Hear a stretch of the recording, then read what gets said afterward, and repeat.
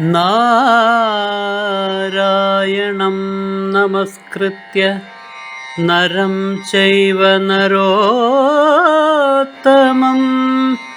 ദേവീം സരസ്വതീം വ്യാസം തതോ ജയമുദീരയേ.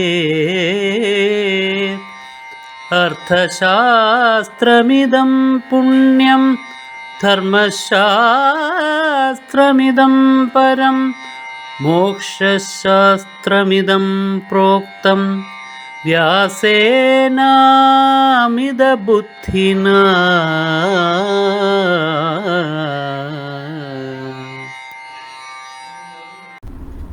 സർവസൈന്യാധിപൻ ധൃഷ്ടദ്യുമ്നൻ സൈന്യങ്ങളെ മുഴുവൻ കൃത്യമായിട്ട് അണിനിരത്തി അവരെ കൊണ്ട് ഓരോ സന്ദർഭത്തിനനുസരിച്ചുള്ളതായ ജോലികൾ കൃത്യമായി ചെയ്യിക്കുന്നയാൾ.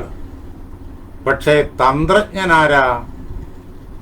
യുദ്ധതന്ത്രം മെനയുന്നത്, സന്ദർഭോചിതമായി യുദ്ധതന്ത്രം നടപ്പിലാക്കുന്നത്, ഉപദേശിക്കുന്നത്,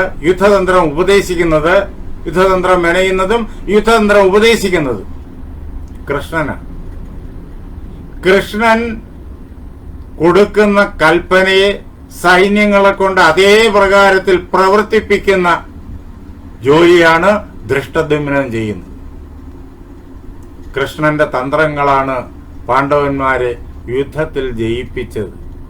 ഞാൻ പാണ്ഡവന്മാരെ ജയിപ്പിക്കും എന്ന് കർണനോട് പറയുന്നത് ഇനി ഒരു സർഗം കൂടി കഴിയുമ്പോഴേക്കും നമുക്ക് കേൾക്കാം.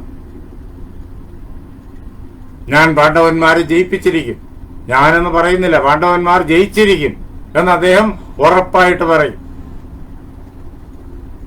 കൃഷ്ണന്റെ തന്ത്രങ്ങളാണ്. ആ തന്ത്രങ്ങളുടെ കൂട്ടത്തിൽ ഏറ്റവും പ്രധാനപ്പെട്ട തന്ത്രമാണിത്. എന്താ? കർണനെ നിർവീര്യനാക്കുക. ഭീഷ്മൻ പാണ്ഡവന്മാരെ ഒന്നും ചെയ്യില്ല, ദ്രോണൻ പാണ്ഡവന്മാരെ ഒന്നും ചെയ്യില്ല. പിന്നെ പാണ്ഡവന്മാരുടെ നേരെ കുറെ എന്തെങ്കിലും ദ്രോഹപ്രവൃത്തി ചെയ്യാൻ കഴിയുന്നയാള് കർണൻ മാത്രമാണ്. അയാൾ സർവശക്തിയും എടുത്തത് ചെയ്യും. അയാളുടെ ജീവിതത്തിലെ പരമലക്ഷ്യമാണത്. അയാൾ അത് ചെയ്താൽ തനിക്ക് പാണ്ഡവന്മാരെ രക്ഷിച്ചേ പറ്റൂ, ധർമ്മത്തെ രക്ഷിച്ചേ പറ്റൂ. താൻ ആയുധമെടുക്കേണ്ടി വരും. കൃഷ്ണൻ അറിയാം, ആയുധമെടുക്കില്ല ഞാനെന്ന് നേരത്തെ പറഞ്ഞിട്ടുണ്ട്. പറഞ്ഞെങ്കിലും വേണ്ടി വന്നാൽ എടുക്കുകയും ചെയ്തു. 2 തവണ എടുത്തു.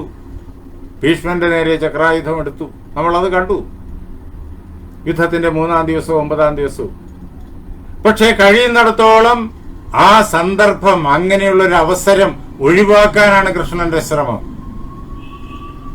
അങ്ങനെ താൻ ആയുധമെടുത്ത് കർണനെ സംഹരിച്ച് പാണ്ഡവന്മാരെ ജയിപ്പിച്ചു എന്ന് ആളുകളെ കൊണ്ട് പറയിക്കാൻ പാടില്ല. അതിന് വേറെയും കാരണങ്ങളുണ്ട്. അതിരിക്കട്ടെ, ഈ സന്ദർഭത്തിൽ ഇത്രയും മാത്രം. കർണൻ ഇനി എത്ര ക്രൂരമായി ആക്രമിച്ചാലും അതിനുള്ള മരുന്ന് തന്റെ കയ്യിലുണ്ട്. അർജുനന്റെ കയ്യിൽ പാശുപതമുണ്ട്. ആ പാശുപതം മനുഷ്യരുടെ നേരെ പ്രയോഗിക്കരുത് എന്ന് ഭഗവാൻ പറഞ്ഞിട്ടുണ്ട്. അതുകൊണ്ട് പ്രയോഗിക്കില്ലെന്നേ ഉള്ളൂ. മുഴുവൻ കൗരവപ്പടയും ഒരൊറ്റ അമ്പിൽ നിർത്താം പാശുപതത്തില്. പക്ഷെ അത് പ്രയോഗിക്കില്ല. അത് ആവനാഴിയിൽ ഇരിക്കുകയുള്ളൂ.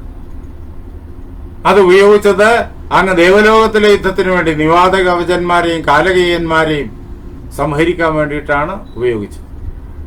അവരസുരന്മാരാണ്. അവരെ സംഹരിക്കാൻ അത് ഉപയോഗിക്കേണ്ടി വന്നു. അതിനുപയോഗിക്കാം. പക്ഷേ മനുഷ്യരുടെ നേരെ ഭൂമണ്ഡലത്തിൽ ഉപയോഗിക്കില്ല. പിന്നെ എന്ത് വേണം? താൻ ചക്രമെടുക്കണം.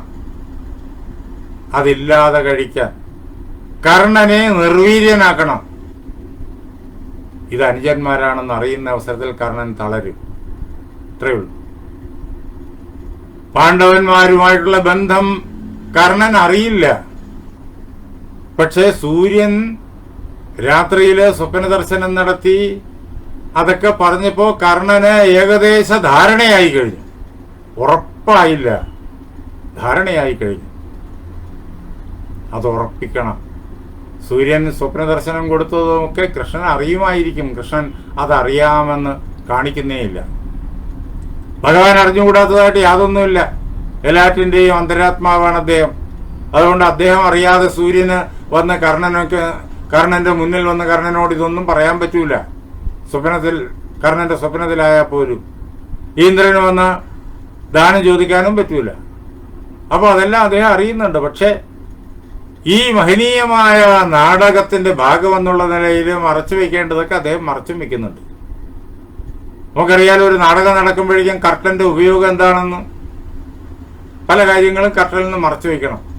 അതിന്റെ പിൻവലത്തിലാണ് കർട്ടന്റെ മുന്നിലുള്ള കാര്യങ്ങൾ പ്രേക്ഷകരായ നമുക്ക് കാണിച്ചു തരുന്നത്. അങ്ങനെ നമ്മൾ കാണേണ്ട കാര്യങ്ങളെ ഭഗവാൻ പുറത്ത് കാണിക്കൂ, കർട്ടന് മുന്നിൽ കാണിക്കൂ. ബാക്കി കർട്ടന്റെ പിന്നിലാണ്. അത് വേണം. എന്തിന്? ഈ കർട്ടന്റെ മുന്നിലുള്ള കാര്യങ്ങൾ യഥായോഗ്യം ചലിപ്പിക്കാൻ വേണ്ടി. അത്രയേ ഉള്ളൂ. അങ്ങനെ കർണനെ നിർവീര്യനാക്കണം. അതിനാണ് വിളിച്ചു കൊണ്ടുവന്നത്, ഇക്കാര്യം പറഞ്ഞത്. അങ്ങനെ പറയുമ്പോ പാണ്ഡവന്മാരിൽ വെച്ചിട്ട് ഏറ്റവും മൂത്തവനാണ് നീ എന്ന് കർണനോട് പറയുമ്പോ കർണനെ അങ്ങോട്ട് ക്ഷണിക്കേണ്ടത് ഒരു മര്യാദയാണ്. പാണ്ഡവന്മാരുടെ ജ്യേഷ്ഠനെ ക്ഷണിക്കാതെ എങ്ങനെ നീ പാണ്ഡവരുടെ ജ്യേഷ്ഠനാണ് എന്ന് പറയും? അത് മര്യാദയ്ക്ക് ചേർന്നതല്ല. ഭഗവാൻ ഏത് സന്ദർഭത്തിലും ലൗകികമായ മര്യാദകളെല്ലാം നിലനിർത്തും. അതിനൊന്നിനും ഒരു കുറവും വരുത്തില്ല. എന്നാൽ അത്തരം മര്യാദകളുടെ പാലനം ഒരിക്കലും ധർമ്മത്തിന്റെ വിജയത്തിന് വിഘാതമായി നിൽക്കാതിരിക്കാനും അദ്ദേഹം വേണ്ടുന്ന വക കണ്ടിരിക്കും. എന്നിട്ടാണ് ചെയ്യുന്നത്. അങ്ങനെ ധർമ്മത്തെ ജയിപ്പിക്കാൻ, താൻ കർണന്റെ നേരെ ആയുധമെടുക്കാതിരിക്കാൻ, അതിനു വേണ്ടിയിട്ട് കർണനെ നിർവീര്യനാക്കാൻ പാണ്ഡവരെ 5 പേരെയും കർണൻ തുടരുത്. ഈ 5 പേരെയും കർണന് കൊല്ലാൻ കഴിയും എന്ന് പലരും വിചാരിക്കുന്നുണ്ട്. പൊതുവിൽ അങ്ങനെയൊക്കെ നമ്മുടെ കവികളും നാടകകാരന്മാരും ഒക്കെ അങ്ങനെയൊക്കെ അവരുടെ കൃതികളിൽ ചിത്രീകരിച്ചിട്ടുമുണ്ട്. പക്ഷേ കൃഷ്ണൻ ആ വിചാരമില്ല. ഇവരുടെ എല്ലാവരുടെയും മുന്നിൽ നിന്ന് കർണൻ തോറ്റോടും, അത്രയ്ക്കേ ഉള്ളൂ കർണൻ എന്നറിയാം. അതെല്ലാം സംഭവിച്ചു. എല്ലാവരുടെ മുന്നിൽ നിന്നിട്ടും കർണൻ പലതവണ തോറ്റോടിയിട്ടുണ്ട്. അത്രയ്ക്കേ ഉള്ളൂ കർണൻ. കർണന്റെ പൊങ്ങച്ചം പറച്ചിലാണ്. കർണന്റെ കയ്യിൽ കുറേയേറെ കാര്യങ്ങളുണ്ട്. വലിയ വില്ലാളിയാണ്. പാണ്ഡവരോട് താരതമ്യം ചെയ്യുമ്പോഴാണ് കർണൻ താഴെക്കടയിലേക്ക് വരുന്നത്. മറ്റുള്ളവരുടെ എല്ലാം മുന്നിൽ കർണൻ അവർക്കെല്ലാം മുകളിലാണ്. കർണനിൽ നിന്നിട്ട് യഥാർത്ഥ ഭയമില്ല. എങ്കിലും താൻ ചക്രമെടുക്കേണ്ട ഒരു സാഹചര്യം വരരുത്. അതിനുവേണ്ടി കർണനെ നിർവീര്യനാക്കാൻ ഭഗവാൻ കർണനെ വിളിച്ചുകൊണ്ടുവന്നു. കർണനോട് പറഞ്ഞു എന്ന് മാത്രമല്ല, യുദ്ധം ഒഴിവാക്കാൻ അതുകൊണ്ട് സാധിച്ചാൽ അതും നല്ലതാണ്. ശാന്തി ദൂതുമായിട്ടാണ് താൻ വന്നിരിക്കുന്നത്. ആ ശാന്തി ദൂത് ദുര്യോധനന്റെ മുന്നിൽ ഫലിക്കില്ല എന്ന് അദ്ദേഹത്തിന് അറിയാം. എങ്കിലും താൻ ചെയ്യേണ്ടത് ചെയ്തു കഴിഞ്ഞു. തിരിച്ചു പോകുമ്പോൾ കർണന് ഇക്കാര്യം പറഞ്ഞുകൊടുത്ത് കർണനെ അതിൽ നിന്ന്, ആ യുദ്ധ ഉദ്യോഗത്തിൽ നിന്നിട്ട് പിൻവലിപ്പിക്കുക. അതും നടക്കില്ല എന്നറിയാം. എങ്കിലും അദ്ദേഹത്തെ നിരുത്സാഹപ്പെടുത്തി നിർത്തുക. അതിൽ യുദ്ധം പകുതി ജയിക്കപ്പെട്ട് കഴിഞ്ഞു. ബാക്കി മാത്രം ഇനി പടക്കളത്തിൽ ചെയ്താൽ മതി. അങ്ങനെ യുദ്ധം തുടങ്ങുന്നതിന് മുമ്പ് യുദ്ധത്തിന്റെ നേര് പകുതി ജയിക്കാൻ, അതിനാണ് ഭഗവാൻ വന്നേ. ദുര്യോധനൻ താൻ പറയുന്നതൊന്നും അനുസരിക്കില്ല എന്ന് അദ്ദേഹത്തിന് അറിയാം. പക്ഷേ ലോകത്തിന്റെ മുന്നിൽ താൻ ചെയ്യേണ്ടതെല്ലാം ചെയ്ത് കാണിക്കണം. എല്ലാ മനുഷ്യനും യുദ്ധം ഒഴിവാക്കാൻ, കലാപം ഒഴിവാക്കാൻ സർവ പരിശ്രമവും ചെയ്യണമെന്ന് പഠിപ്പിക്കുക കൂടി അതിന്റെ ലക്ഷ്യമാണ്. അതിനു വേണ്ടിയിട്ട് ഭഗവാൻ വന്നു. അതോടൊപ്പം യുദ്ധത്തിലെ ഹിംസയെ കുറയ്ക്കാൻ, കർണനെ നിർവീര്യനാക്കാൻ. അതുകൊണ്ടാണ് ദ്രൗപദിയുടെ കാര്യം മിണ്ടാത്തത്. അത് പറയാൻ പറ്റൂല.